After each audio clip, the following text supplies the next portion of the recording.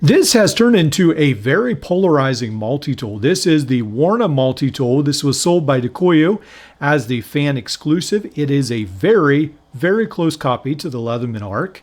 And that is the big reason why a lot of people have said, hey, this is wrong. It shouldn't have been made. Other people have said Leatherman is way overcharging. This is half the price, way less than half the price, actually. $150 less than half the price of the Leatherman Arc. And why not? It doesn't even have a bit driver, so it's not a Leatherman Arc. I don't know. I'll let you guys decide. The pliers are definitely different. It doesn't have the same mechanism in the pliers, but then in the back, it is very similar to the Leatherman Free series, how it closes. Now, with this tool right here, some of you have said, hey, where did it go? I don't know. It's probably not a good idea to speculate. The only place that I can find it right now is on eBay. If you type in Warna multi-tool, you should be able to find it for around $98. You'll have to see if you trust the seller or not. I don't have any experience buying from that particular seller on eBay, but eBay does have certain guarantees that definitely help you feel more comfortable. Now, with this tool right here, one of the big complaints against this is that it had no bit driver. And I think I have come up with the perfect solution with you guys' help. Now, one of you reached out and said, does the Roxxon adapter fit this? And I thought, of course it won't. That's a 4mm bit adapter. There is no way it would fit this. Well, it happens that it does fit very snugly on the Phillips screwdriver. So I jumped on Amazon and bought a 1/4 or a 4mm to a 1/4 inch. And I thought I would go ahead and try this first of all with Leatherman bits. This is for a 1/4 inch, but it actually does work.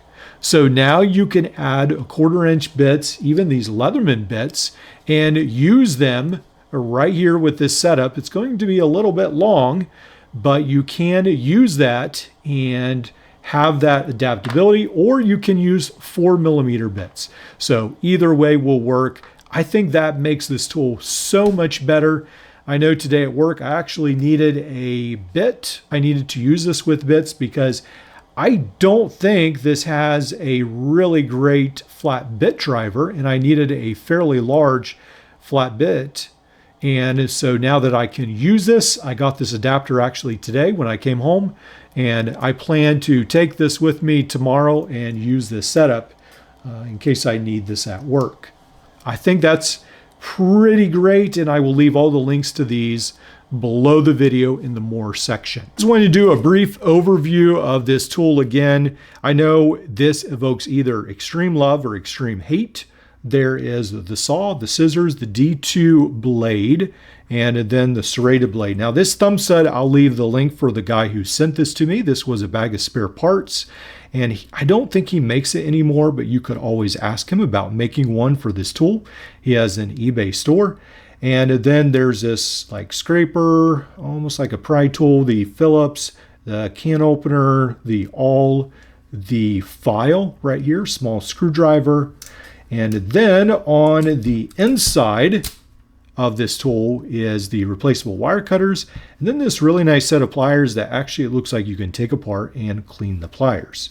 These do have magnets on the bottom right there, so it does become almost like a fidget tool, but it does open a lot harder than the original Leatherman Arc, and you do have the hammer surface right here as well. Recently, I've been getting a lot of really amazing, cool things that you guys have been sending into the channel, and one of those things is actually this sheath for the Leatherman Arc, and I put my Dikoyu version, the Warna multi-tool, on it, and it works great. And this is what I'm going to be trying out for maybe the next week or so at work to see how I like this EDC version for my tools, my upgraded toolkit. Now, I want to go over why this is so great, but first of all, I want to mention that you can get this and 3D print it yourself if you buy the files from cults3d.com. And I will leave a link below the video. If you click on the More tab, I will leave a link to where you can get the files, buy the files, and also where you can see the video where the gentleman explains a lot more in depth about it, the creator. And then eventually he has plans to perhaps start an Etsy store where he will sell it already printed if you do not have a 3D printer. So make sure to leave a lot of comments below. Let him know what you guys think. And yeah, if you're interested in starting up an Etsy store and selling these to you, let him know.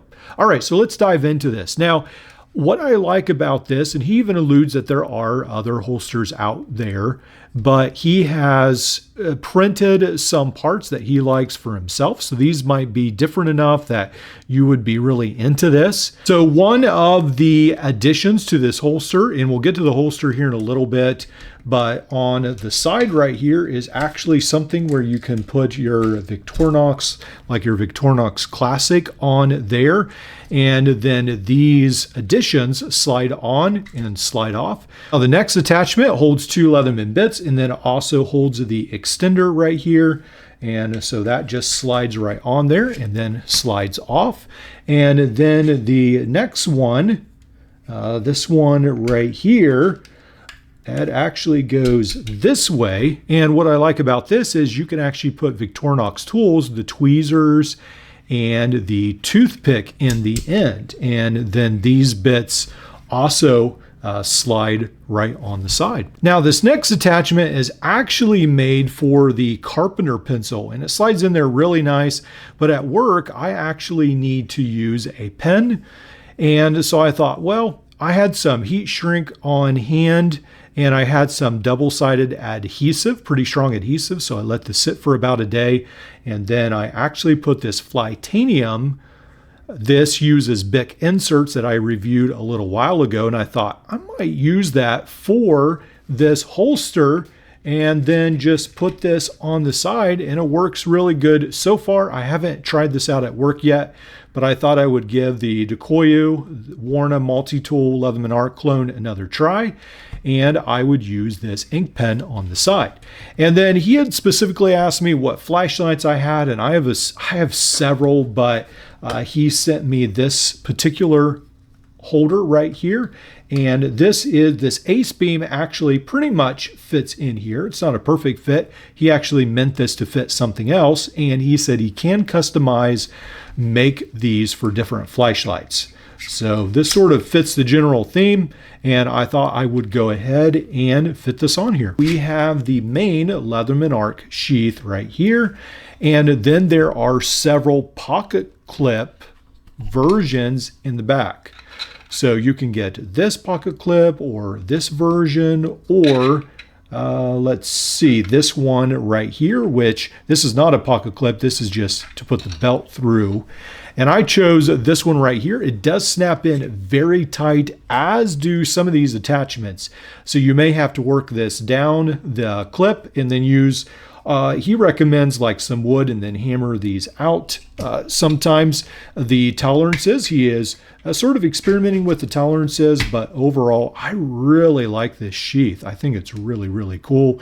He goes over that in his video, so make sure to check out his video where he talks about different ways to print it and so forth. Now, it seems like it would be a crime to spend the whole video just talking about the DeKoyu multi-tool and not the Leatherman Arc that is actually supposed to fit in here. So the Leatherman Arc actually does fit very nice into the sheath.